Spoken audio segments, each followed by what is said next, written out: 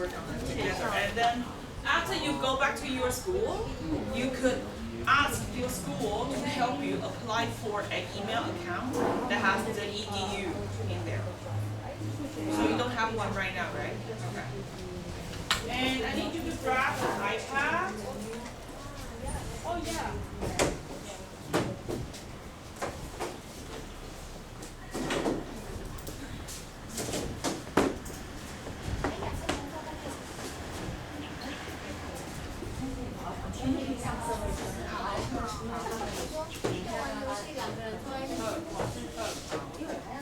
Would you like to sit over here so you wouldn't be, so you have more space?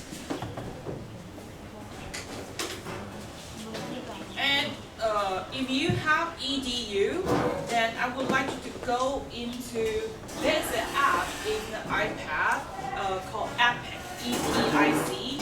Would you please go in there and register, sign up for an account, okay? Use your EDU mail. This one. EPIC, E-P-I-C. Can you find it? Yeah. You can see. No, use the iPad.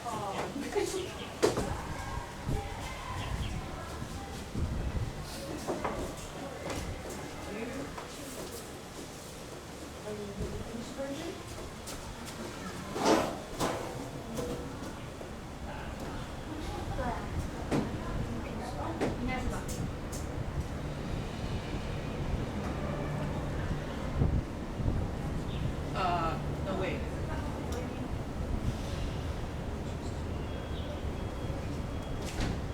这里，哎，这里。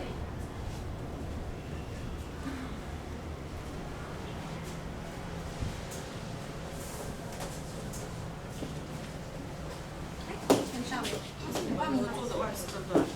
对，对不对？我们在一起做，因为他没有 EDU 的账号，对。跟他一起做。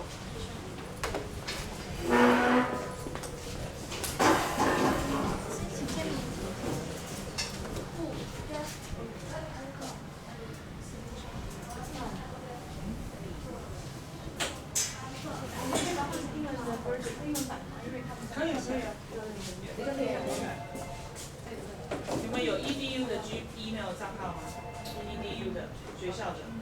你要喝咖啡的自己来哈。好 ，OK， 好，那就是进里面找 app， 然后进去 app 里面登记。然后我就按出学校。就是你要有 EDU 的。对啊 ，EDU 啊，你看。哦，那我没有。对啊，你的是 EDU 的。你看按哦。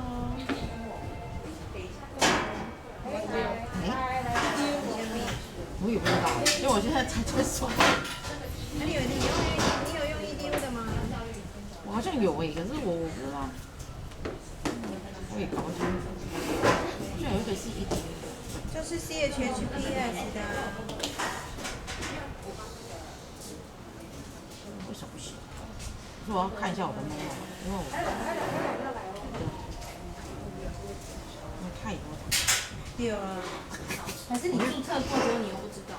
然后主任好像有给我一个，所以我还可以看到。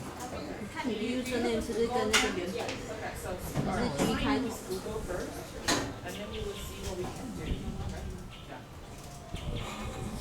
是不是教育云账号？我不是我不是，你也可以用，可是你平常有在用那个，你要记住，我是用学校 CHHPS，我现在可以。没有看手机不知道为什么。那如果没有的话，那你嗨 ，Miss 对，可是我还没有使用过 guest。对。我想讲我手机我不爱说用 iPad。你现在是直接，你这是直接用 app 打开吗？这个。没有这台。这个是 app 对。哎呀，这应该是可以调。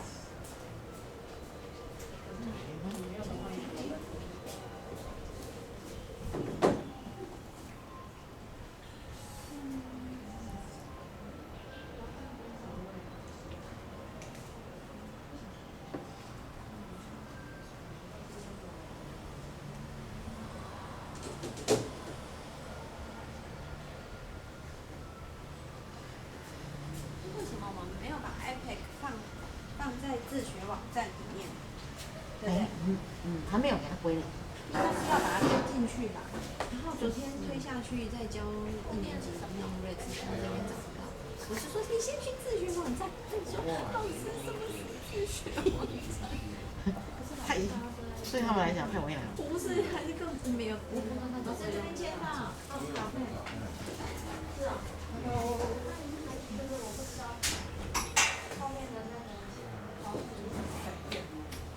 I have to change the whole setting of the iPad. So later when you're done 哎， with 真 this, 的可以。学校频道我们有提供。报名吗？有啊。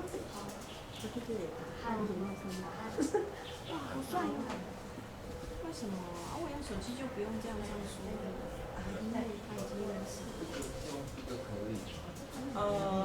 你如果不是老师的就可以。你现在先用那个进去，但是如果你前面有平板，那你看里面很多的功能都有限制，都要付钱。对，所以差很多。所以你可以先用那个，但是太棒了。之后回去找到，用你的 iPad 装，在那个签到我旁边那个。就是用你可以大的。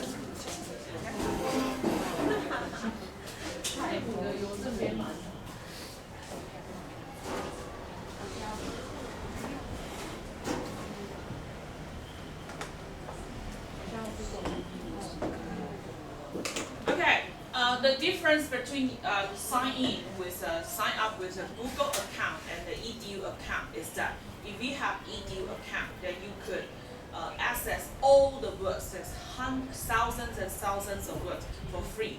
But if you use Google account, there will be lots of limitation, okay? And if you use EDU account, then you could use that in your classroom, you can assign books for your students to read, so it's a huge difference. But right now, if you still cannot recall your password, which is really normal, I forgot my password all the time, okay? Then sign in with Google and take a look what are the books in there. But when you go back to your classroom, then register again.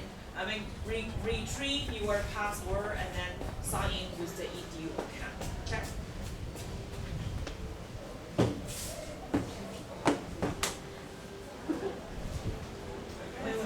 Wait. Do you want me to change the whole setting to English? So now, from now on, you use the iPad, it will be English, okay?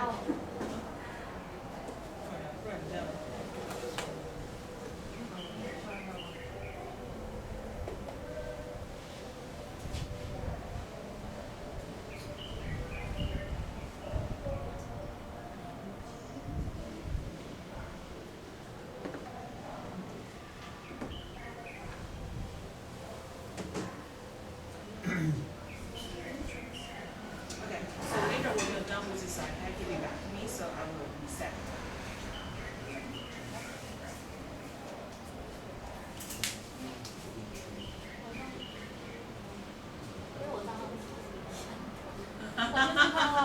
Shh!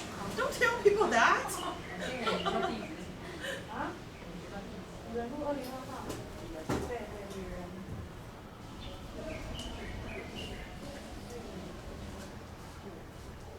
需要名单。对。有两个人，来那边会。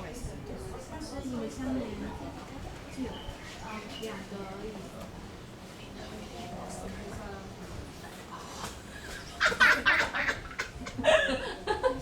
这芝麻街看太多。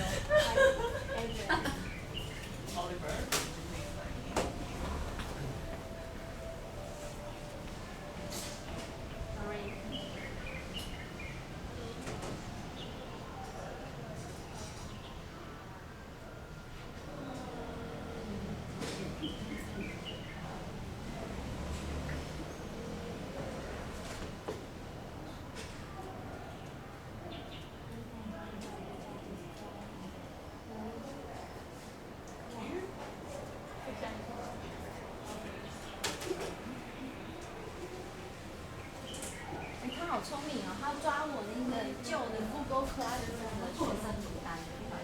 哦，真的哦。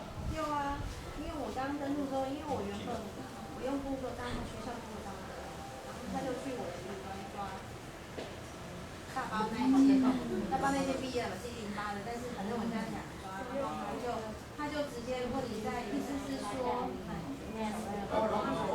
所以意思是说，如果你 Google 的，对，然后他自己他问你要汇入哪一个，就比如说我要汇入进来。那没有在 Key 我之前没有用过这一个，这次只有自己在家给阿妹用，班上没用过。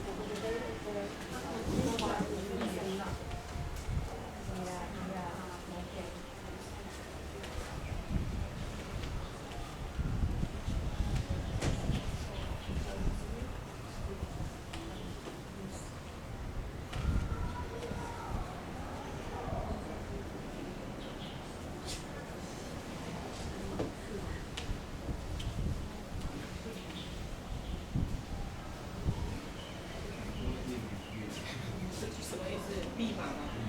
那你就先用 Google 登录进去就好了。那你的密码，你的意思是你的 Gmail 密码你记得？哦，那因为你还没有账号啊，所以你要先申请账号啊。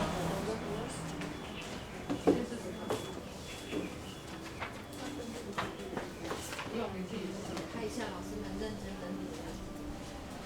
可以吗，老师？账号的话就是，Google， 如果你是学校就是教育的 Google 的话，它会有 EDU 吗？有 EDU 吗？有，是学校的网域会在前面，然后在前面，然后 EDU。那现在你是看我这个，然后找到这个。没关系的，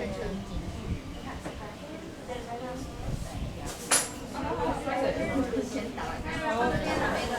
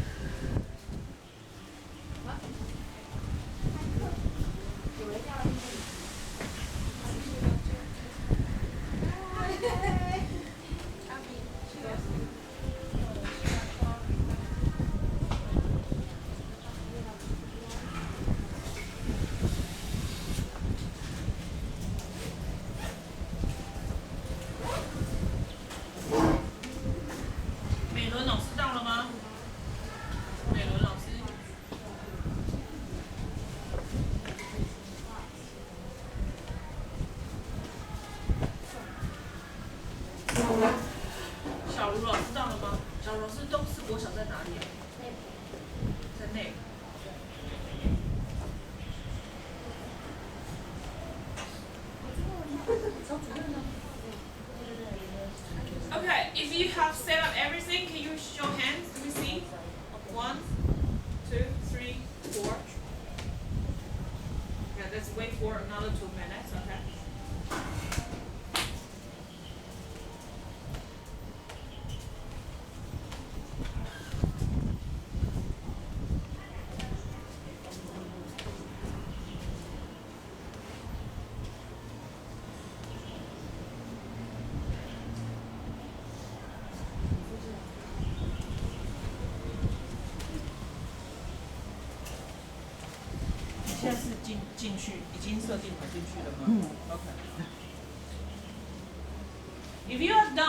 then you can look for the book on my slide cover, okay?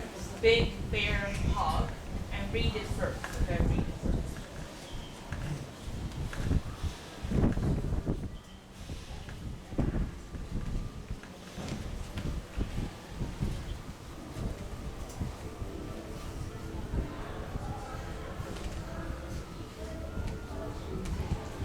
Could you log into your Google account? No?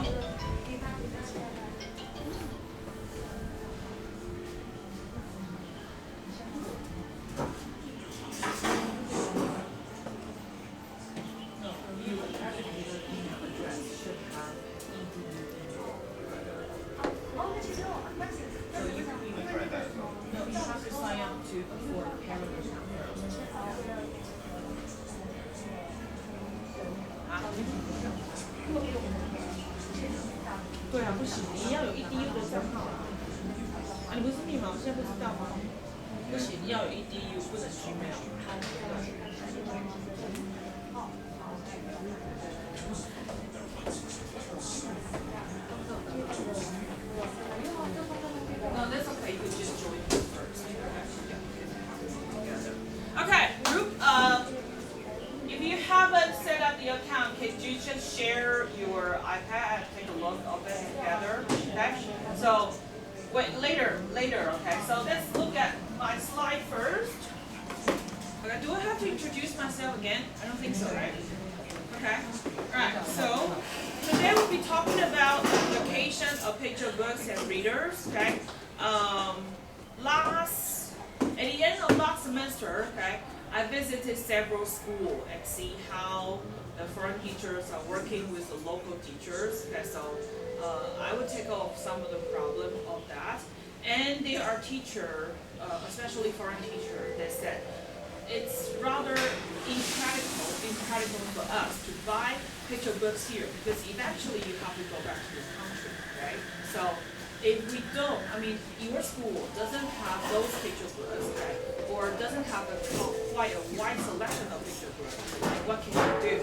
So eventually I come up with this solution. We will be using several software and websites to help you, okay, making it get access to lots of picture books, okay, and you can design activities based on that, okay?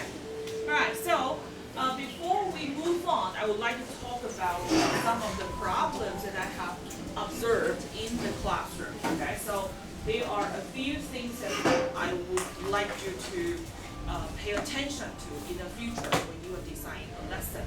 So I call it, this is just a term I come up with, okay? So S refers to scaffolding, okay?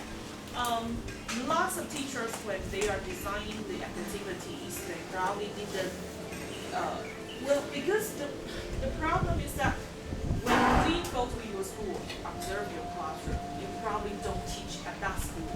So maybe you don't know the competence level of the students of that particular group of students. So if you could do something simple to start with to know the students' competence, then you can gradually build up the level and the complexity or the difficulty of the lesson. It will be better. Okay, so I call that scaffolding.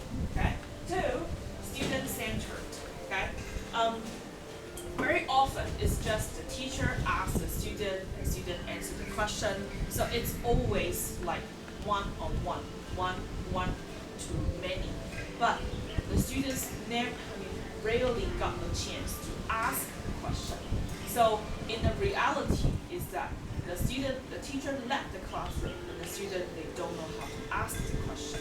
Do you see what I'm saying? Okay. So do we give students opportunities to ask questions and they can answer based on their feeling, based on their condition, whatever is happening on that day?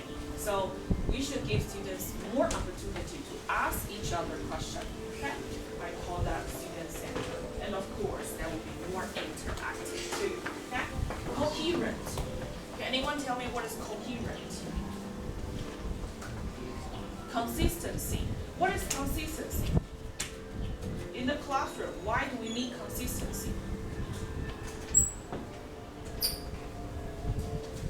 the reason I brought it up is that I was in one teacher's classroom, and then he started teaching 4 vocabulary of animals, and then asking questions about 4 animals. And then, like 5 minutes later, he started talking about 4 different transportation. And then 3 minutes later, started talking about 4 different countries. And then 3 minutes later, start talking about 4 different colors. So he was teaching like 16 vocabulary or 20 vocabulary in 20 minutes. And like only 3 or 5 of the students can reply him. And then eventually most of the students gave up because it's just way too many. And what is the consistency of this 4 or different 5 groups of vocabulary? I was waiting for that. But then like 25 minutes later, he started teaching reading. And it's totally irrelevant to the 20 vocabulary. So the 10 minutes of reading, the students are like, you can see there are lots of puzzles on their head. And I have a puzzle on my head. So what is happening here? Is this a review lesson or what? No, because based on the students' reaction, it's not a review lesson. So it's not a review lesson, and there's no coherency. That's what I was talking about. So if you're talking about animal, you start with 4 animals that students are very familiar with. For example, dog, monkey, tiger, lion. And then you teach them 4 more vocabulary, like eagle or penguin or cheetah, something more challenging. Then you still have a consistency, coherency. Do you see what I'm saying? And then, so based on the 8 animal vocabulary, we started doing listening, speaking, reading, writing. That's coherency. Okay? So take a look of your class. Do you have coherency? Okay? So, and then engaging. What I call engaging is that, do you involve most of the students when you are doing all those listening, speaking, reading, and writing activity?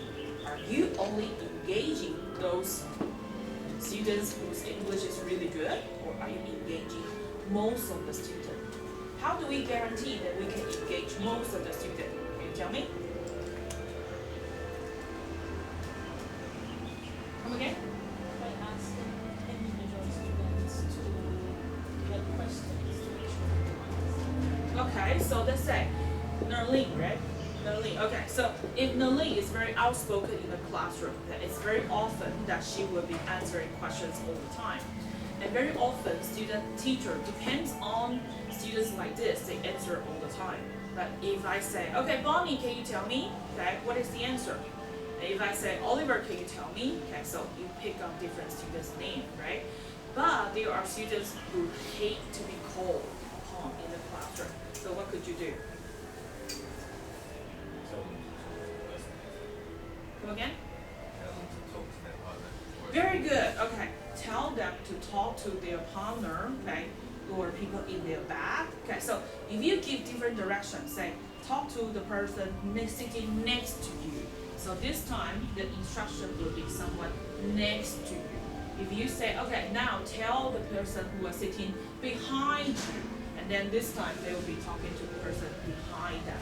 So they will be practicing different preposition, right? But you must do a demonstration and then make sure they understand so you continue, okay? All right, so try to engage most of the students, not those high flyers, okay? So SSICE, so you can say Sandy's eyes, okay? It will be much easier for you to remember what you should be doing in the classroom, okay? SSICE. All right, now, so among the 8 classroom observation I did at the end of the last semester, one teacher has done a really good job. And at the end, I realized that he wasn't even teaching his usual group. Okay, so this is what he did. Okay, so he has all these questions, those very common questions. And then he has them written on, so one question on one piece of paper. And then he started asking the students questions, and then get most of the students answering, okay? And then he get a couple of the students to ask him the question. So for example, this is what he did. So after I ask you, and then you know how to answer, I'm fine, thank you, or I'm doing great, then you started asking me. Yeah. I'm fine, thank you. Okay, I'm doing great. Do you see what I'm saying? Okay, so not just that he asks the students, but also he gets students to talk to me too. Okay, and now for this 9, I ask you, so how is the weather today? I review as a whole class, okay? And then he has the poster of the weather on the board. So he would do a quick review of the vocabulary. So I review, and then you ask me. It's cloudy. It's cloudy. Do you see what I'm saying? Okay, so he gets students to ask him. So every student will have a shot to ask teacher the question. Okay? But if it is rather something personal, for example, what animals do you like? Then there's no standard answer, right? So this is what he did. Okay. Oliver, can you please take it? So let's say you're my co-teacher, okay? So this is how he worked with his co-teacher. Okay. What's your animal? What animal do you like? Rabbits. What animal do you like? I like eagle. Okay. Now, so Oliver, you talk to the students at this part, and I'll talk to the students this part. Okay. So this Oliver will talk to you, and then I'll be talking to the other half of the student. Okay. Thank you.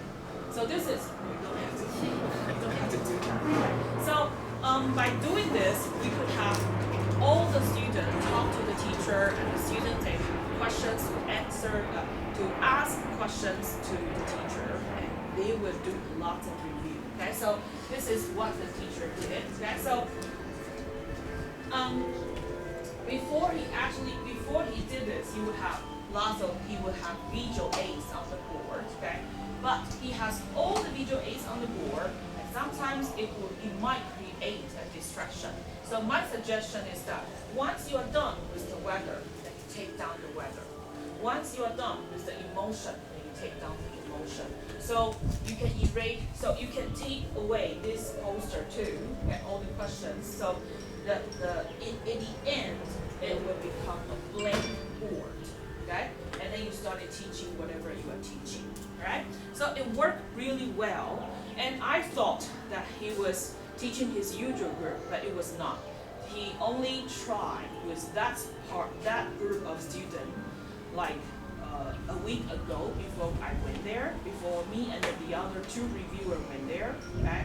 And then, but it turned out really well, okay? So the co-teacher is like another demonstrator in the classroom, and also he was leading in the classroom, okay, having conversation practice with the students. Okay? Do you have any question about what I just said? No? Okay. Alright, so this is recycling the language. Okay, so I am pretty sure he didn't start with so many questions because it might become overwhelming for the student. He started with 1 question, and then 2 questions, and then just after each unit, whatever he has to review, just keep building up. And then eventually he has like 8 questions in the classroom. Okay? Alright, so just remember, okay, when we are designing, writing. How do we practice writing in the classroom?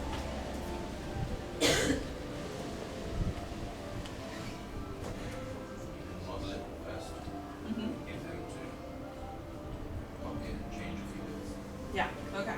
So the teacher write model first, and then the students can copy, right? What else? The reason why I'm asking you this is that if we are using a picture book, eventually you have to design something like a worksheet. And this worksheet should cover all the 4 skills. And some teacher, their idea of writing is that I have to write up the whole sentence. But does it have to be the whole sentence? Okay, so remember you could do writing with scaffolding too. So I could say, what animals do you like? And then use the worksheets like I like and then blank. So I only have to write down rabbits. And then the second bit, what food do you like? And then you have I, and then one underline, one line, and then one line. Okay, so the student write down like pasta. So write down 2 words. So you gradually take away some part of the sentence. The students complete the sentences. So eventually they have to write the whole sentence or the whole question, okay, to ask people or tell them and then write down. So you can incorporate reading and writing and speaking at the same time. Okay? Alright. So this is what we just demonstrate. Okay, so if they are because all of you are working with a foreign teacher, right? Who doesn't? You're working on your own. Okay, so if you are working on your own, then you can pick one student who is a fast learner to help you doing whatever I just demonstrated. Okay? Alright, so why are we doing this? Because it will save you a lot of time. Okay? So in one of the class like I observed is that the teacher, she's really keen about talking to the students. So she talks to students one by one. And there are more than 25 students in her classroom, okay? So it takes her a long time to finish the dialogue practice. But she has a co-teacher who is doing a really good job, who speaks really good English, and she's standing at the corner of the classroom doing nothing.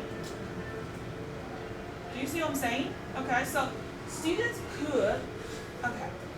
However, okay, you have to remember there are students who probably, I'm saying just probably, okay, wish to talk to the foreign teacher. So what you could do is that you have a system. So today, you have all the odd number student talking to the foreign teacher, and all the even number student talk to the local teacher. And then the next time, the even number student talk to the foreign teacher, the odd number student talk to the local teacher. Then we can do this fairly and nobody complains. And then we could save time and then we could conduct more activity and more practice. Okay? Right. Now, so this is a dialogue relay, okay? If you want to save more time, okay, and I will do this as an exit requirement. Okay, exit requirement. So let's say if Oliver is my co-teacher, okay? So Oliver will be standing here and I'll be standing over there, okay? I talk to so let's say I talk to Jerry, okay? And then Jerry talk to Tim, okay? I ask Jerry a question, and then Jerry asks Tim a question, and then Tim asks Catherine a question, and then Catherine asks Nalin a question. Then we all get a chance to ask and answer. So once you are done, so Jerry, you'll be the first person who both answer the question and ask the question, right? And Jerry, you can go. And then the next one, Tim, you can go. So this is an exit requirement, okay? But I would strongly recommend you do this when you have 2 teachers in the classroom, because otherwise you have no time to pee, okay? No, I'm serious, okay? All right. Now, today we'll be using APEC, okay? So, wait, can you show hands if you are not teaching English? You are teaching English and other subjects at the same time. So, I mean, your school require you to teach like arts or PE or health, whatever other curriculum in English. Raise your hand. Okay, most of you. Okay, most of you. All right, now. So this is what we are going to do. Okay, I'm going to show. If let's say you're teaching health, it's not realistic to ask you to come up with a curriculum or a handout or whatever from scratch. So the easiest way is to find a picture book or a reader, okay, and then introduce the picture book or the reader as building the context for the student, and then developed your lesson based on the picture book or the reader. Okay? Right, so let's look at APEC.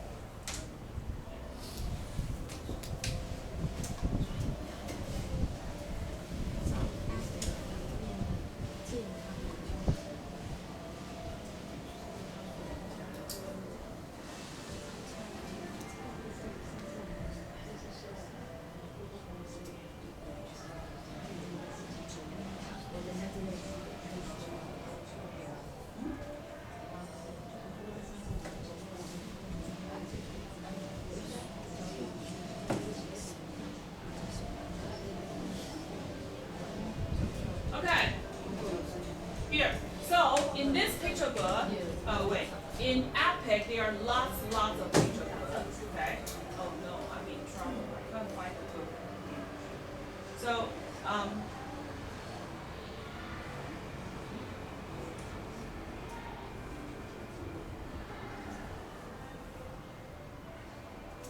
if you go in there, okay, look at this, that style, okay. So this here. If you are teaching like grade 1, grade 2, okay, their reading could be very, very simple. Then you can start with BR 220, 210. This is something very, very basic. Okay? So here we have. So for example, we can teach phonics, okay? We can teach Halloween, we can teach Thanksgiving, okay? We can teach about health, okay? There are lots of books in here. I see insects, okay? And there are many non-fiction readers in here, okay? So let's look at elevator. So if you are teaching about nature, okay, you can do this too, right? So there are lots of books. Or what is money in the